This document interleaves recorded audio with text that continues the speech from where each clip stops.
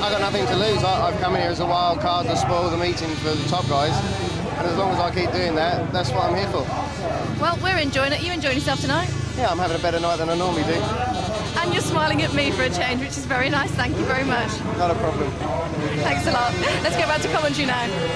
Martin Dugard, he'll be with us again next Thursday. We're down at Eastbourne on Sky Sports as we watch Eastbourne against Peterborough in the Elite League. But I've never seen Martin Dugard so relaxed, and I'm sure he's thoroughly enjoying his appearance here. Heat number 13, but Peter, can Martin Dugard win this? Well, you know, you always get certain surprises in big meetings like this, and Martin, to me, the way he's riding, he looks so fast, Tony. He just like pulls away from the opposition and he's making starts, so who knows, if he can just keep his act together all the way through, we could see him winning this tonight. Well, we won't see him for a while because we're now watching Heat 13, and that man in red is Chris Louis, of course, the English champion, English captain, and certainly a vital cog here. Jason Lyons, who's the replacement here, goes in gate number 2 wearing 28, replacement for the absent and injured Thomas Gobb. We wish him well. Todd Wiltshire, the Aussie, goes from gate 3 in white.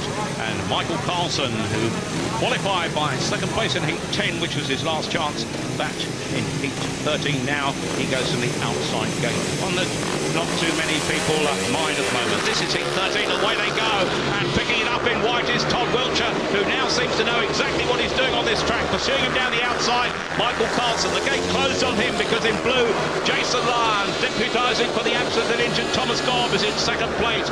Chris Louis tail off at the back now, and he has work to do, Chris Louis, and it's not going well for him, but it's going mighty well for the flying Aussie from Sydney, Todd Wiltshire up front. Yeah, I think some of the lads are struggling with this track, Tony. There's no doubt Chris Louis there. That's not like Chris there to be stuck at the back, and he's stuck there in last place, and Todd Wiltshire is just pulling away. He seems to have got everything sorted out now. Chris Louis at the back looking as if, well, he'll have to go again and see if he can do better to get himself through towards those semi-finals.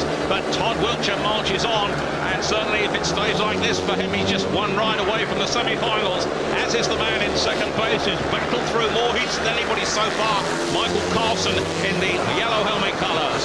But in white there, Todd Wiltshire, he looks back, more tactics coming into play here as he allows the man in yellow to come through, Michael Carlson, to win that. Ahead of in white, Todd Wiltshire, third in blue was Jason Lyons, and they're all playing the game because Todd Wiltshire's second place in that heat will adjust his position now, and he will try, or he certainly has been trying, that means he'll go for the outside gate in Heat 18, Peter. The tactics are really coming into play now.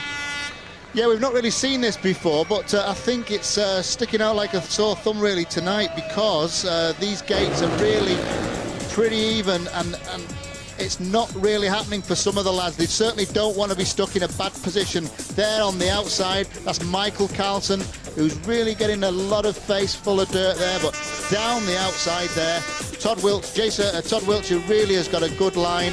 Chris Louis is really, that's Chris Louis on the gate. Chris, you can see he's got his two fingers just on that clutch there. He lets them go. He's got his right leg flailing there in the wind, but certainly the rider in blue there, Jason Lyons, has come right across the front of our Chris Louis. Chris is riding very, very tight, but in the white there, Todd Wiltshire has got a really quick line, and he kept that line for the whole race and just powered ahead of the opposition, and he really didn't see what was going on behind him. But on the last turn here, you've got Michael Carlson, who did a lot of work to make up for all that ground. Todd looks across at him, and certainly a brave man there to do a manoeuvre like that. Well, they're all doing it now, and although they're coming out for the next heat, we look back at the result of heat number 13 there, which you see was one. Well, they're trying to work out whether he actually made it. Michael Carlson ahead of Todd Wiltshire, but now Jason Crump, the man who started it all, is in the pits with Susie. Well, you know what we say, Tony, you've got to have a leader for everyone else to follow, and this is the man. What are you up to? Nothing really, just gate one's notoriously not a very good gate here at Coventry, and if I had won my first ride, I would have gone out of gate one in my next ride, and I guess that I felt I had a better chance off gate 3 and coming second place. All right, Jason, but everyone's doing it now.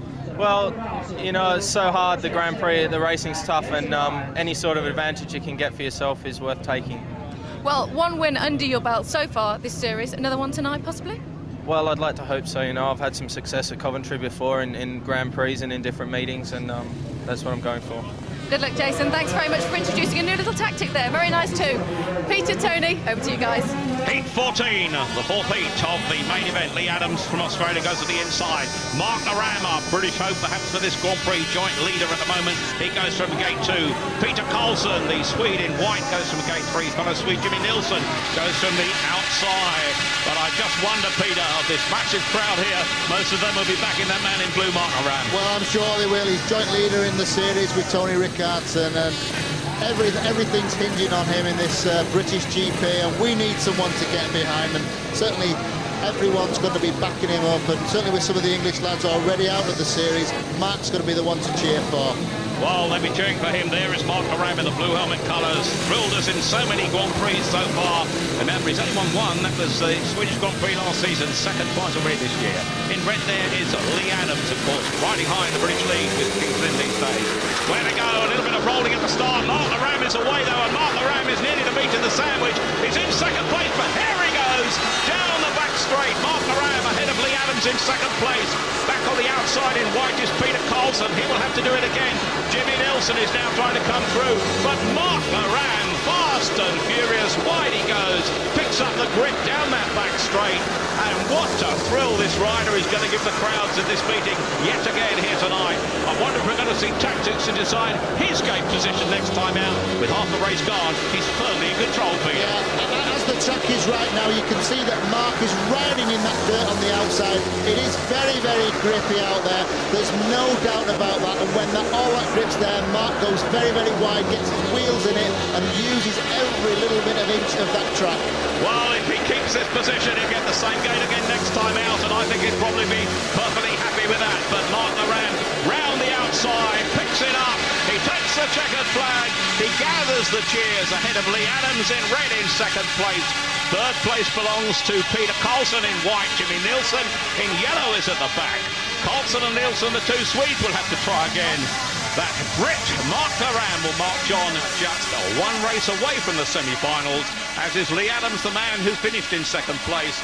And Mark Naram is certainly the man of the moment for British Speedway crowds. He's in form, thrills are plenty throughout every meeting he takes part in, and this time he made the gate. Oh, it's unbelievable. He's right in the middle of the picture there in the blue helmet. It's a bit of a tight squeeze when he gets there, because on the inside, Lee Adams has made a good start, and he's taken Mark very wide, but he's pushed Mark onto that real grippy bit there, coming out of that first bend, and Mark's able to use that to catapult himself down that back straight.